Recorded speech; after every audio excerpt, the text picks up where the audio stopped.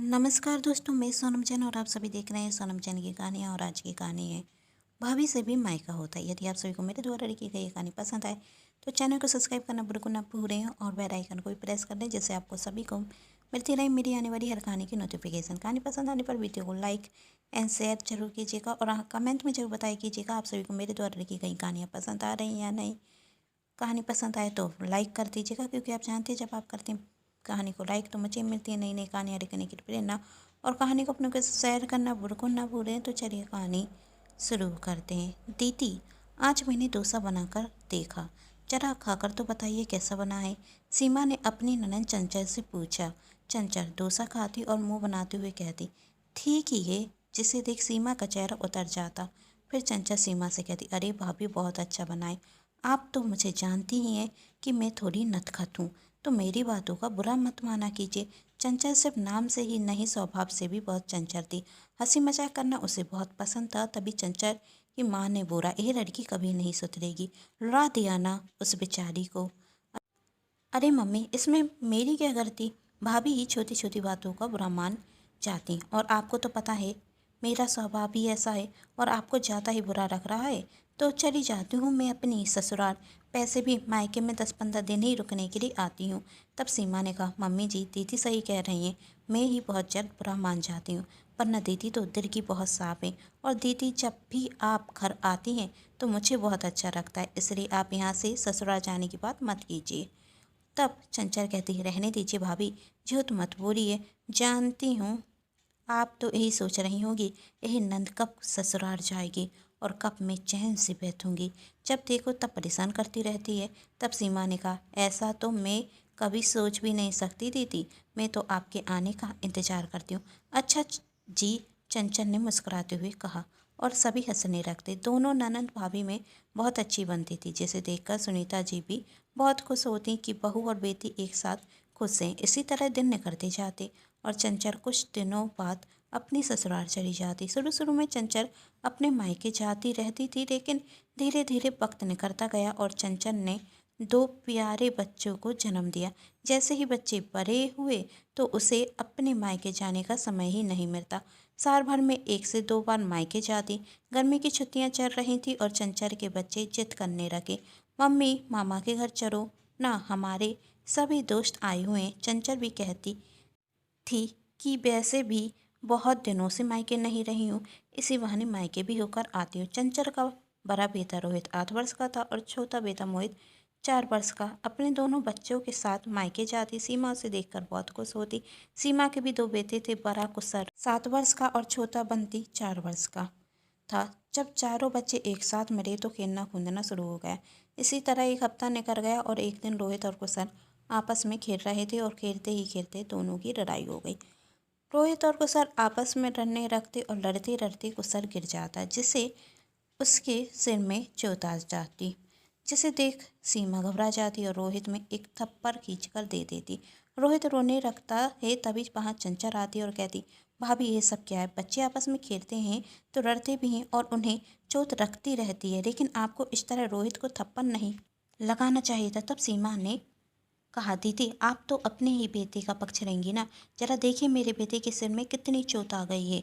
मैंने तो सिर्फ एक थप्पड़ लगाया है, लेकिन मेरे बेटे को तो चोट आई है ना, उसका क्या। तब चंचल ने कहा, तो भाभी 2 दिन पहले जब रोहित और कुशल खेल रहे थे तो मेरे बेटे के भी पैर में चोट आ गई थी, मैंने किसी से कुछ नहीं कहा था। तब सीमा ने कहा, गलती तो आपके बेटे रोहित की ही थी ना, तो आप मेरे बेटे से कुछ कैसे कहती। आपका बेटा तो आपकी ही तरह शरारती है, जब देखो तब शरारत करता रहता है और मेरे बेटे को चोट रखती रहती है।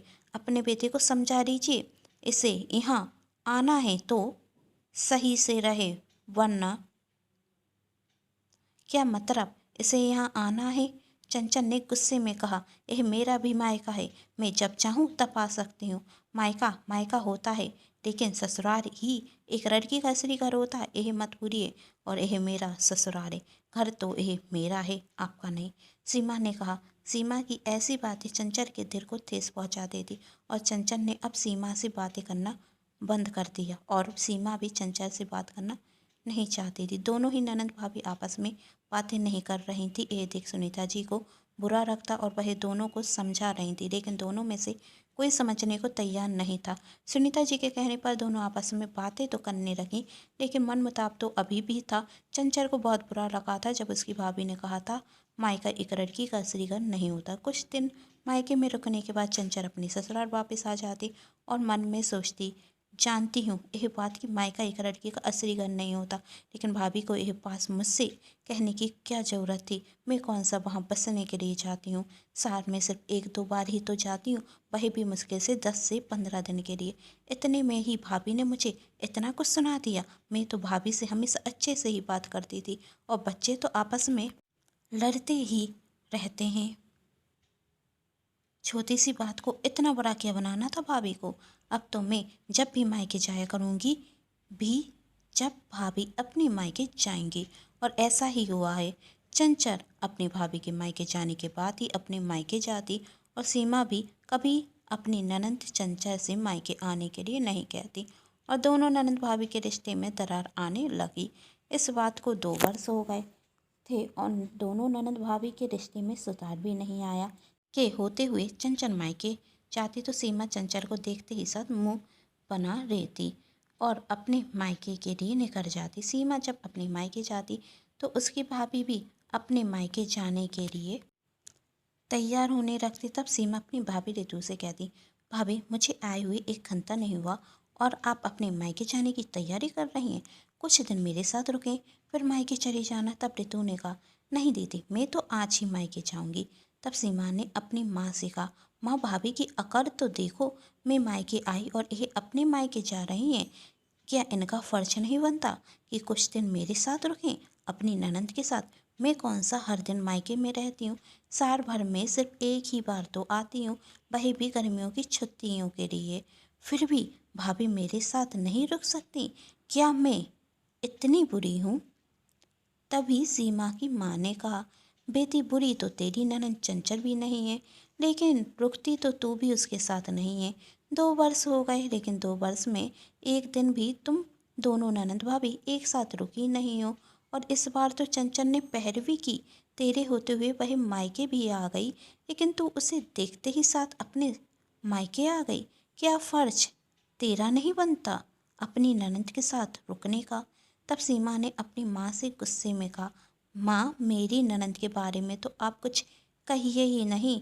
आपको पता है ना उसके बेटे ने मेरे बेटे को कितनी बुरी तरह चोट पहुँचाई थी, और मेरी ननद अपने बेटे की गलती मानने को तैयार ही नहीं थी। तभी सीमा की माँ कहती, ऐसी लड़ाई तो बच्चों में होती रहती है, और ऋतु और तेरे बेटे में भी लड़ाई होती रहती है। और भूल गई अगली बार जब तू मायके आई थी तो कुसर और ऋतु के बेटे में भी लड़ाई हुई थी, जिसमें ऋतु के बेटे को चोट आई थी। तब तुझे बुरा नहीं लगा था क्यों। और मेरी बहू ने तो तुझसे कुछ कहा भी नहीं था, और तूने अपनी ननद को कितना सुना दिया था। अरे बेटी बच्चे हैं वह तो आपस में डरते रहते हैं, उनकी बातों को मन पर नहीं लगाना चाहिए। और कुसर तो मुझसे खुद कहता है कि उसका मन होता है रोहित के साथ खेलने का, लेकिन माँ बात नहीं करने देती। क्यों छोटी छोटी बातों को बड़ा कर रही है। रिश्ते मजबूत रखना सीख बेटी, और गलती तो कहीं ना कहीं तेरी भी थी। तुझे भी तो अपनी ननद से नहीं कहना चाहिए था ना कि एक लड़की का असली घर उसका ससुराल होता है।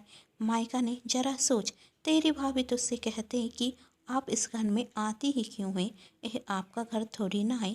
एक लड़की का असली घर उसका ससुराल होता है, तो अपने ससुराल में ही रहिए। तो तुझे कैसा रखेगा। चंचल बेटी को मैं बहुत अच्छे से जानती हूँ, और वह बहुत अच्छे स्वभाव की है। जब तेरी नई नई शादी हुई थी ना, तो उसने एक अच्छी ननद होने का बहुत अच्छा फर्ज निभाया था। तुझे सही और गलत का एहसास कराया था, लेकिन तूने अपनी ननद को एक पल में ही पराया कर दिया। क्या भाभी से मायका नहीं होता।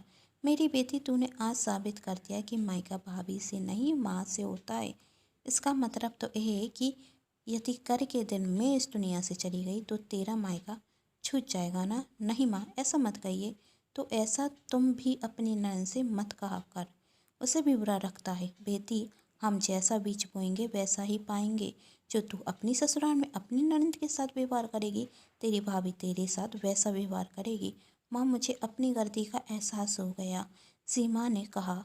मैं अभी अपनी ननंद चंचल से माफ़ी मांगती हूँ। आप सच कहती हैं। चंचल जीती तो रिश्ते को सुधारने की कोशिश करती हैं, लेकिन मैं ही एक बात को लेकर बैठ जाती हूँ। तभी वहाँ सीमा की भाभी ऋतु आती और कहती, दीदी मैं मायके थोड़ी ना जा रही हूँ, ये सब तो मैंने नाटक किया था माँ जी के कहने पर, आपको एहसास दिलाने के लिए कि आप चंचल दीदी के साथ गलत कर रही हैं। तभी सीमा अपनी भाभी ऋतु से कहती, भाभी आप अपने मायके चली जाइए, क्योंकि अब मैं अपने ससुराल जा रही हूँ अपनी ननद चंचल के साथ रुकने, और फिर जब मैं ससुराल से मायके आऊँगी तो आप भी अपने मायके से ससुराल आ जाना, फिर हम दोनों ननद भाभी मिलकर एक साथ रहेंगे, है ना माँ। सीमा ने अपनी माँ से कहा। तब सीमा की माँ खुश होकर कहती, अब सही कहा मेरी बेटी ने, बहू तू अपने मायके होकर आ जा। ए सुन वही सब खुश हो जाते और दूसरे दिन ही सीमा अपने ससुराल चली जाती और चंचल से कहती, दीदी हमें बच्चों की बात पर नहीं रहना चाहिए था। आप तो बात को ख़त्म करने की कोशिश भी कर रही थी, लेकिन मैं ही बात को बढ़ाने में रखी हुई थी, मुझे माफ़ कर दीजिए। तब चंचल कहती, मुझे आपसे कोई शिकायत नहीं, हम अपना रिश्ता पहले की तरह ही रखते हैं, और वैसे भी सच कहूँ तो मुझे भी आपसे रूठने में मज़ा नहीं आया। यही सुन सुनीता जी भी बहुत खुश होती और वह दोनों ननंद भाभी बहुत अच्छे से रहते। यदि आप सभी को मेरे द्वारा लिखी गई ये कहानी पसंद आई हो तो चैनल को सब्सक्राइब, वीडियो को लाइक एंड शेयर जरूर कीजिएगा। Thanks for watching.